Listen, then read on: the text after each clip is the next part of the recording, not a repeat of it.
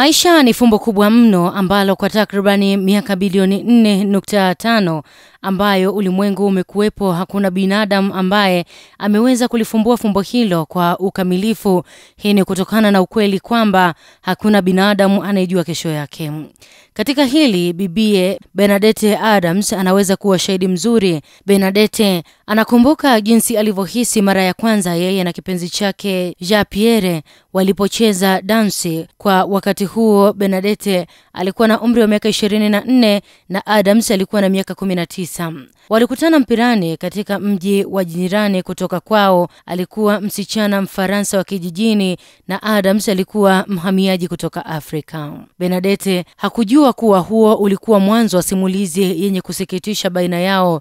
Vivyo hivyo kwa Adams, hakujua kuwa huo ulikuwa mwanzo wa yeye kukabidhi kipindi cha maisha yake yaliyosalia duniani kwa binti huyo mrembo. Kwanza ni kurudisha nyuma kidogo ili upate kumjua Adams kiundani.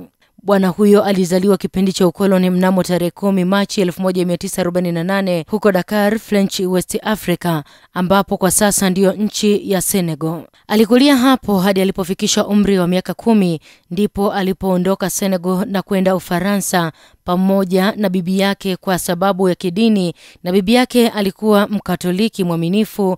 Walipofika Ufaransa, alimsajili Adams katika shule ya Kikatoliki ya mahali hapo, Saint Louis de Montagues. Hata hivyo, Adams aliasiliwa na wanandoa wa Faransa muda mfupi baada ya kuwasili nchini humo.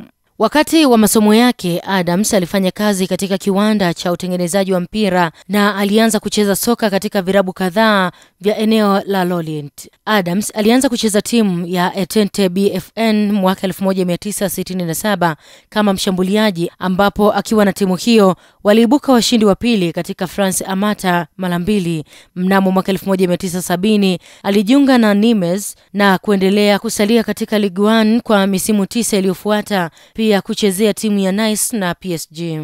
Tarehe 15 Juni 1972 Adams alicheza mechi yake ya kwanza akiwa na timu ya taifa ya Ufaransa katika mchezo usio rasmi dhidi ya Africa 11 iliyochaguliwa na shirikisho la soka Afrika.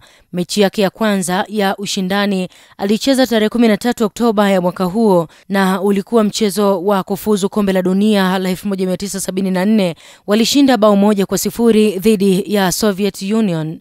Wakati akichezea timu ya taifa ya Ufaransa, aliunda ukuta mgumu wa ulinzi na Malias Tressa, ambapo alipewa jina la utani la Galdenois, yani mlinzi mweusi.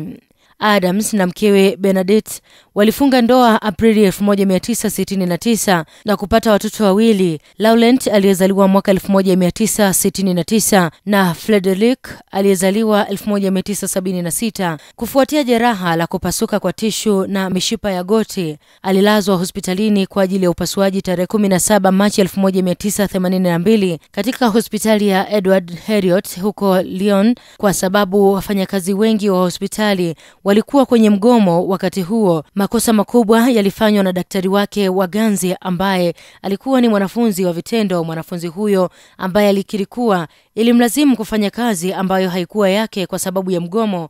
Matokeo yake, Adams alipatwa na tatizo la ubongo ambalo lilisababisha kukosekana kwa oksijeni kwenye ubongo wake na akapoteza fahamu kwa miaka 39.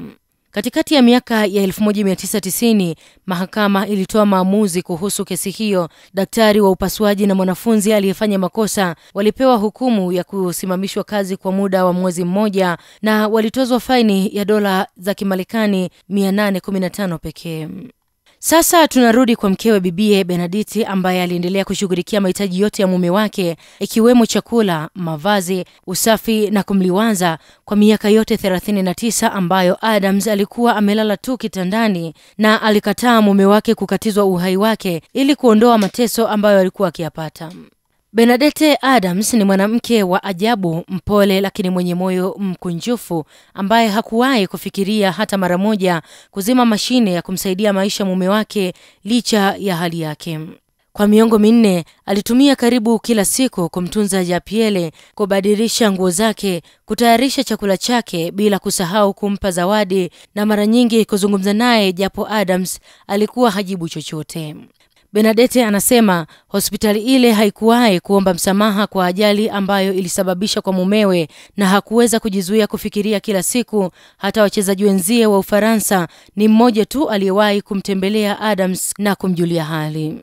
Adams alifariki tarehe 6 Septemba 2021 huko Nimes akiwa na umri wa miaka 73 baada ya kuwa katika hali ya kupoteza fahamu kwa miaka 39. Siku iliyofuata alipewa heshima ya dakika moja kabla ya mechi ya kufuzu kombe la dunia kati ya Ufaransa na Finland mjini Lyon.